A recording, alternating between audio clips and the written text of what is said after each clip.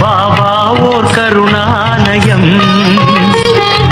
பாதம்தான் கமலாலயம்.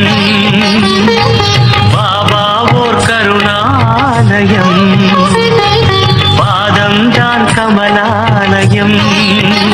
சாய் அப்பா உறவுகள் அனைவருக்கும் வணக்கம். சாய் அப்பா மேல நம்பிக்கை வைத்து அவரை நினைத்து கொண்டு இருக்கும் உங்கள் அனைவரின் வேண்டுதலையும் சாய் அப்பா நிறைவேற்றுவார். நல்லதையே நினைப்போம், நல்லதே நடக்கும் என்றும் சாய் அப்பாவின் அருள் உங்களுக்கு இருக்கும். நம் மனதிற்கு இதமான சாய் அப்பாவின் இன்றைய அருள்மொழியை கேட்போமா? அன்பு குழந்தையே, மிக விரைவில் உன் வாழ்க்கையில் ஒரு அற்புதம் நடக்கும். அந்த அற்புதத்திற்கு பின்பு நீயே நினைத்து பார்க்க முடியாத அளவுக்கு உன் வாழ்க்கை மிகவும் பிரகாசமாக மாறும். உன்னை பார்த்து மற்றவர்கள் ஆச்சரியப்படுவார்கள், எப்படி இவன் வாழ்க்கை இப்படி மாறியது என்று. அந்த அளவுக்கு நீ சீரும் சிறப்புமாக சந்தோஷமாக வாழப் போகிறாய். உன்னை நான் நிச்சயமாக செல்வ கடாட்சத்துடன் சுபிட்சமாக வாழ வைப்பேன். நீ பயப்படுவது போல உன் வாழ்க்கை இப்படியே கஷ்டத்திலே போய்விடாது.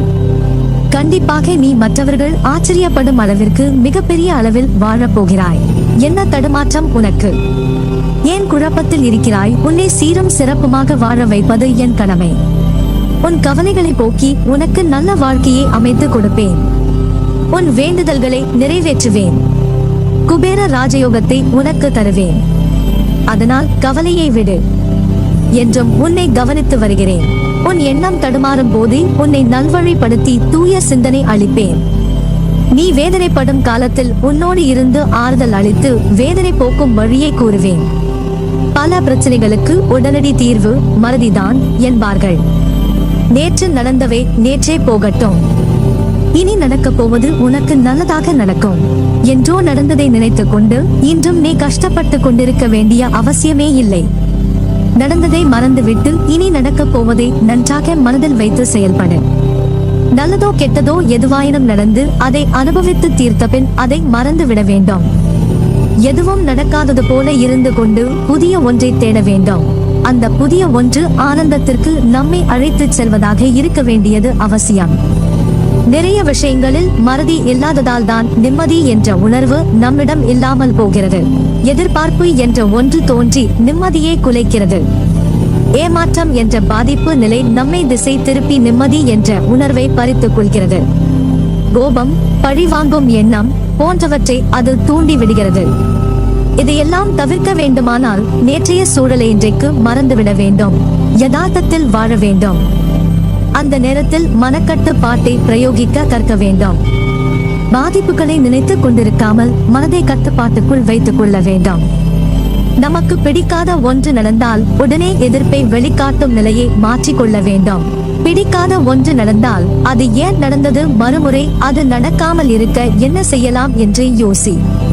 பழிவாங்குதல் போன்றவற்றை செய்வதை தவிர்க்க வேண்டும். விமர்சனம் செய்வதை விட்டுவிட வேண்டும். இப்படி பல விட வேண்டியவற்றை விட்டால் மட்டுமே வர வேண்டியது வரும். நமது இந்த செயல்களால் என்ன நன்மை கிடைத்துவிடும் என யோசித்தால் நாம் பிறரை பாதிப்புக்கு ஆளாக்க மாட்டோம், நாமும் பாதிக்கப்பட மாட்டோம். இல்லாவிட்டால் விஷய பாதிப்புகள் நமது மனதை கொந்தளிக்கச் செய்து ஆனந்தம் என்ற உணர்வை அடியோடு சாய்த்துவிடும். மனதை வேறு வழிகளில் செலுத்த வேண்டும் என்று பார்த்தோம். நடந்ததை நினைத்துக் கொண்டிருந்தால் நிம்மதி எப்போதும் கிடைக்காது, மனதில் தெளிவு பிறக்காது. எனவே நமது மனதை விஷயத்திலிருந்து மாற்றிக்கொள்ள வேண்டும். என்றாவது ஒரு நாள் போனால் போகட்டும் என நினைக்கத்தான் போகிறோம்.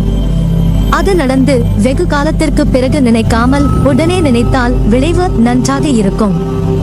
வாழ்நாளில் அனுபவங்களை நாள்தோறும் அனுபவித்துக் கொண்டே வருகிறோம். இதை நினைவில் வைத்திருந்தால் நல்லது நடக்குமா?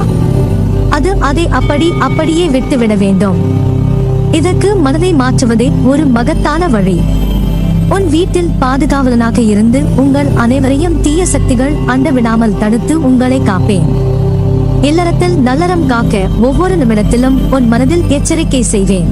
உன் எண்ணங்களை ஆராய்ந்து உனக்கு என்ன தேவையோ அதை அளிப்பேன். என்றுமே உன்னை அஜானத்தில் மூழ்க விடாமல் சத்திய தர்மத்தை உன் மனதில் புகுத்துவேன். எதுவும் நிரந்தரம் இல்லை என்பதை உணர வைத்து எளிமையாகவும் ஏழ்மைக்கு உதவி செய்ய மனதை தூண்டுவேன். ஏட்டு சுரைக்காய் கறிக்கு உதவாது என்பதை உணர வைத்து நீதி மறவாமல் வாழ வைப்பேன். உழைப்பின் தத்துவத்தை எடுத்துரைத்து உன் உழைப்பில் வருவதை கொண்டு வாழ வைப்பேன். இன்ப துன்பம் ஏற்றதாழ்வு இதனால் வந்த கர்மாவை என்னவென்று அறிய வைத்து மனமகிழ்ச்சியோடு நீ ஏற்று இந்த ஜென்மத்திலே அனுபவித்து பூரணம் கண்டு பிறவி கடந்து என்னோடு அழைத்துக் கொள்வேன். உனக்கு சோதனையாக தெரிகிற இந்த காலத்தை மனதில் வைத்துக் கொண்டு வாழ்க்கையின் மீது சலிப்பும் வெறுப்பும் கொள்ளாதே. கஷ்டமான நிலை வரும்போது தாங்க முடியாவிட்டால் வாழ்க்கையில் இன்றோ அல்லது சில காலம் முன்போ நீ ரசித்த சின்ன சின்ன நிகழ்வுகளை எண்ணி மகிழ். நிச்சயம் அது உனக்கு ஒரு புத்துணர்ச்சியை தரும். நான் மீண்டும் அதே சந்தோஷத்துடன் வாழ்வேன். வாழ்க்கையில் வெற்றி பெறுவேன் என்று மனதில் உறுதி கொள். என் வாழ்க்கையில் அப்படி ரசித்த நிகழ்வுகள் ஏதும் இல்லையே என்று கூறாதே. உன் மன அழுத்தத்தால் நீ ரசித்த சந்தோஷங்களை மறந்து அப்படி ஒன்றுமில்லை என்கிறாய். நீ உன்னை அறிவதற்கு தியானம் உதவும். அனுதினமும் நீ தியானம் அனுஷ்டித்து வந்தால் உன்னுடைய அலைபாயம் எண்ணங்கள், துயரங்கள், ஏமாற்றங்கள் அடங்க தொடங்கும். நிதானமாக யோசித்து பார். நீ தியானத்தில் ஈடுபட உன்னுடைய மனம் ஒருமைப்பட்டு உன் வாழ்வியல் நோக்கம் நிறைவேறும். மனதை ஒருநிலைப்படுத்துவது சிரமம்தான். ஆயினும் என்னை மனதில் நினைத்து இதை பின்பற்றி வா, உனது நிலை மாறி உன் லட்சியத்தை அடைவாய். உன் மனதில் நீ யோசிப்பதை நான் சொல்கிறேன். மனதில் உள்ள சங்கடங்களை மறைத்துக் கொண்டு எத்தனை நாட்களுக்கு தான் வாழ்வது அப்பா?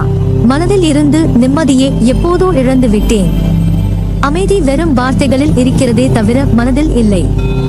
சரிதானே, ஏதோ ஒரு கஷ்டம் வெளியே சொன்னால் கௌரவம் போய்விடும் என நினைத்து மனதில் பூட்டிய விஷயங்கள் இன்று உடலையும் சேர்த்து பாதிக்கும் நிலைக்கு உன்னை தள்ளி இருக்கிறது. எதையோ இழந்து விட்டது போன்ற பரிதவிப்பிலேயே ஒவ்வொரு நாளையும் நகர்த்தி வருகிறாய். மெல்ல மெல்ல நீ தளர்ந்து விட்டாய். சுற்றி இருப்பவர்களை பார்த்தால் எரிச்சலும் கோபமும் வருகிறது. என்னை புரிந்து கொண்டு தேற்றுவார் யாருமில்லை என மனதில் தவிக்கிறாய். உன்னை தேற்றுவதற்காகவும் உனக்கு உதவிகள் செய்வதற்காகவும் இதோ நான் உன்னோடு இருக்கிறேன். உனது துக்க நாட்கள் முடிந்து போயின. இதை கேட்கும் நொடி முதல் உன் கஷ்டங்கள் படிப்படியாக விலகி உன் வாழ்க்கை உன் ஆசைப்படி மாறும் நாள் வந்து விட்டது. இனி நிம்மதி உன்னை நிரந்தரமாக ஆட்கொள்ள போகிறது. எதையும் சுலபமாக எடுத்துக்கொண்டு நடக்கப் போகிற நிலைக்கு வரத்தான் போகிறாய். இன்று முதல் நீ சந்தோஷம் என்ற வாசலில் கால் எடுத்து வைக்க போகிறாய். மகிழ்ச்சியாக இரு. உனக்கு நிம்மதியும் சாந்தியும் கிடைக்கும். என்னை நம்பி சரணடைந்தவர்கள் யாராக இருந்தாலும் அவர்களுக்காக என் உயிரையும் நான் கொடுப்பேன் என்று வாக்குறுதி கொடுத்திருப்பதால் எனது வார்த்தையை காப்பாற்ற நான் பாடுபடுவேன். சுபீட்சமாய் இருப்பாய். சகல சிறப்பாக்கியம் பெற்று சீரும் சிறப்புமாய் நீ வாழ்வாய். உன் வேண்டுதல்கள் எல்லாம் பலிக்கும். உனக்கு எல்லா சூழ்நிலைகளிலும் நான் துணை நிற்பேன். எனவே கவலை கொள்ளாதே. நம்பிக்கையோடு செயல்படு. நீ எடுக்கும் எல்லா முயற்சிகளிலும் உனக்கு வெற்றி நிச்சயம். என் வார்த்தைகள் மீது நம்பிக்கை வைத்து செயல்படு. கவலைப்படாதே, நான் இருக்கிறேன் உன்னோடு என்றும் என்றென்றும். நல்லதே நடக்கும். என் பரிபூரண அருளும் ஆசிர்வாதமும் அன்பும் பெற்ற என் பிள்ளை நீ.